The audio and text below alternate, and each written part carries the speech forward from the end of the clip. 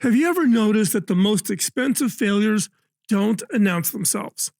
They start as weak signals somebody noticed once and explained away, pushed aside. Second order thinking is how you stop being that somebody. Let me share with you a story. Let's go way back in the time machine, 2000. Toys R Us paid Amazon $50 million a year to sell their toys online. It looked like a great deal. The company that defined toy retail for 2 generations was solving the internet problem in one move. However, 4 years later, they were suing each other. 17 years later, Toys R Us was gone. Every store closed, every job lost, and every step of what happened was clearly visible from the day the deal was signed. Nobody at Toys R Us saw it. What is this second order thinking and how could it have helped Toys R Us? Well, first order thinking asks what happens next. And that's where most people spend 90% of their thinking time, maybe even 98% of their time.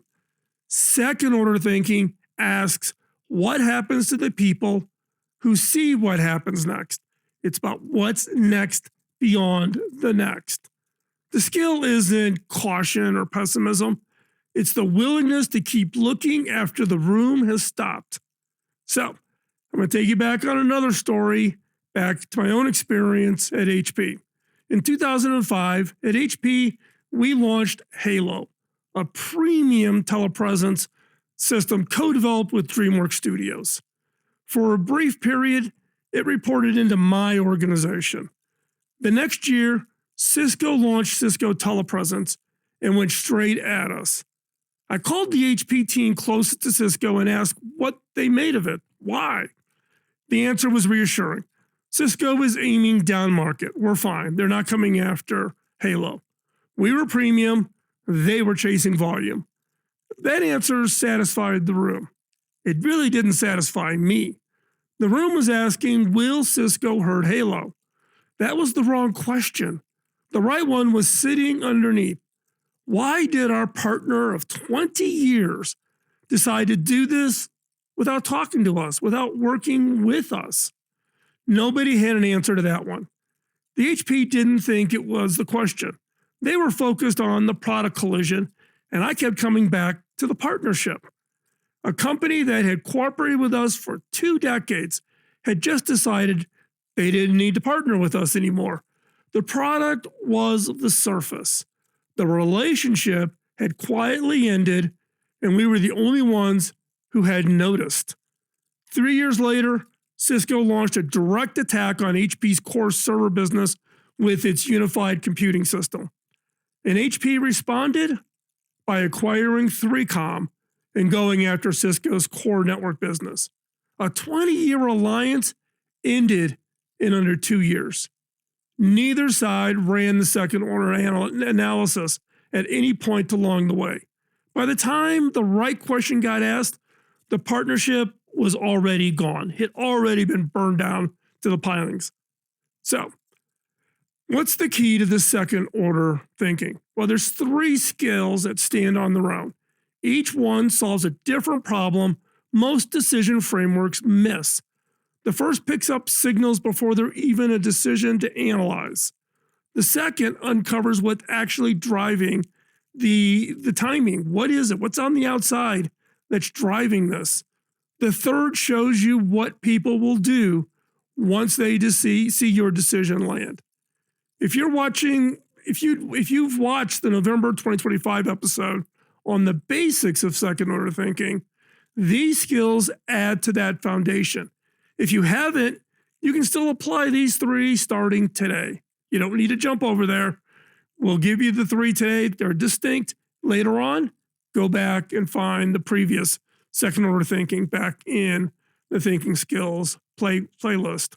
So, first one up, sense the weak signal, not the loud event. Most failures do not announce themselves. The loud event, the launch, the lawsuit, the lost customers is usually the visible end of something that started much earlier At a quiet shift, somebody noticed and they explained away. A weak signal is a small piece of information that doesn't fit the story you're already telling. A customer's casual comment that contradicts your data. A team member's evasive answer in a status meeting. A supplier missing a deadline they have never missed before.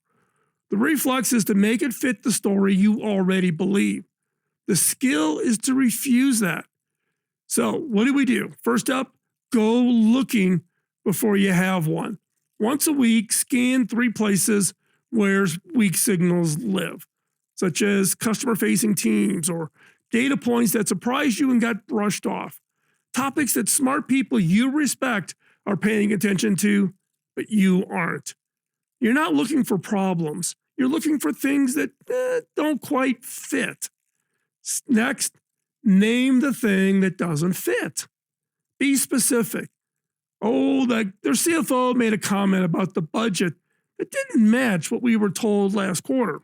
Not something feels off. The more specific the signal, the more useful it becomes. Next, list the stories that would make the signal make sense. They don't fit your existing stories. What stories would make sense? List at least 3 of them. Force yourself to consider explanations that don't fit your current assumptions. And then next, ask which of those stories you'd act on if it were true. If one of them would change a decision you're about to make, that's the signal you cannot afford to ignore. And then find one more data point before you decide. A single signal can be misleading. Even though you may now have the signal and you have a story that would cause you to change your decision, find another data point, the validation. Single data points do not denote a trend. You need 2 or more. 2 signals pointing in the same direction, that makes it real. The Cisco TelePresence launch was a weak signal about the partnership. The team read the product. I read the relationship. Neither of us pushed it far enough, and that was our mistake. So, next up for the 3 skills, ask why now before what's next. Deal with what's happening now. Most people jump straight to the future. What will the other party do next? That's the wrong starting question. Ask why now? Ask this first. Why is this happening now when it could have happened a year ago or 2 years ago? The timing tells you what changed in their world, and that change tells you what they're likely to do next, often more reliably than asking the question directly. First up is state the move they just happened. A competitor launches a product, a regulator opened an inquiry, a customer asked for a discount. Name it plainly so everybody in your organization understands it. Next up, ask what changed. What is causing this? What was true a year ago that isn't true now? What can they do today that they couldn't do then? This capability, the pressure they're on, their read of you, their read of the market, identify the shift. What is it? Next, use the change to predict their next move. What's the natural follow-on from the thing that made them move possible? That's usually where the real consequences live. Cisco didn't enter the TelePresence in 2006 because TelePresence was suddenly interesting. They entered because they decided the partnership with HP no longer constrained them. Why now would have surfaced that. What's next wouldn't have caught it in time. Now, for the next of the 3 skills, watch the response, not the result. Your decision produces a result. The result triggers a response from everyone watching, your competitors, your customers, your team, your investors. Most analysts stop at the result. The response is where the actual consequences live. Toys R Us could have predicted that Amazon would sell more toys. That was the result. What they didn't predict was Amazon's response, opening the platform to third-party sellers, learning the toy business, and using the data to compete directly. And by the time Toys R Us understood the response, Amazon had already replaced them. So what do? State the immediate result of your decision in one sentence. What will be visibly different in the world after you act? Next, list who can see that result. Be specific. Name people if you can, not categories. So is it your customers? Is it your online reselling partners? Or is it your affiliates? Who will see it? And for each one, ask, what does the result tell them about you? Your priorities, your weaknesses, your appetite. The result is information about you they didn't have before. And then ask what they're now in a position to do that they weren't before. The results changes what's available to other actors, not just the market. And then identify the response you cannot undo. A customer who loses trust, a competitor that smells weakness, a regulator who opens a file on you. Those aren't the ones to model those aren't the ones to ignore. Those are the ones you want to model very carefully. HP launching Halo was the result. Cisco entering TelePresence was the response. And by the time anyone at HP said the word over, the partnership had been over for 3 years. The same applies in all the markets. Now that I think about it, the one key player who probably does second order thinking better than anybody out there is Apple. They analyze every announcement. What signals are they sending? What capabilities are they signaling that competitors will hop on, whether it's delivering on Android or delivering in other technologies? So there's a good example. Toys R Us got it wrong. HP got it wrong. Apple got it right. So let's talk about, how do you practice this? How do you become as good as Apple? Well, one is we're going to pick one decision that you are currently working through. Run the 3 skills against it in sequence. What's the weak signal? What have you noticed in the last 90 days connected to this decision that doesn't quite fit your current story? Don't explain it away, name it. And then ask yourself the second skill, which is, why now? What changed in the world recently that's making the decision feel urgent now? Was that change visible 6 months ago?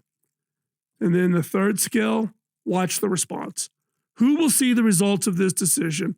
And what does it tell them about you or the company that you're observing that you or they didn't know before? The first time you run this, you're going to miss things. That's normal. The skills sharpen with repetition. Now, the 5th time you sit down with a real decision and work through all 3, you're going to catch signals that other people in the room aren't even seeing yet. That's what improvement looks like. It's repetition. If any of these 3 turn up something the room hasn't discussed, you've found the work that needs to happen before you make that final decision, before you take action. Take what you found and run it through the 2 skills from the November 2025 episode. Map how people respond and ask what and then what 2 or 3 more times to look really deeply to see what any kind of unintended consequences or second order effects would look like. All 5 skills work as one system. The link to the November episode is in the description below. Most second order failures do not arrive as surprises. They arrive as something somebody noticed once and didn't have a way to act on it, and it just brushed it away, explained it away. That's what we're trying to stop. If there's a weak signal and you feel it, dive deep. Use the second order thinking skill to understand it and look at how it's going to have a second order effect on competitors or partners who don't want to partner anymore, the effect on you. Try it out. I'd love to hear it. Post your comments down below, and we'll see you next week. Bye-bye.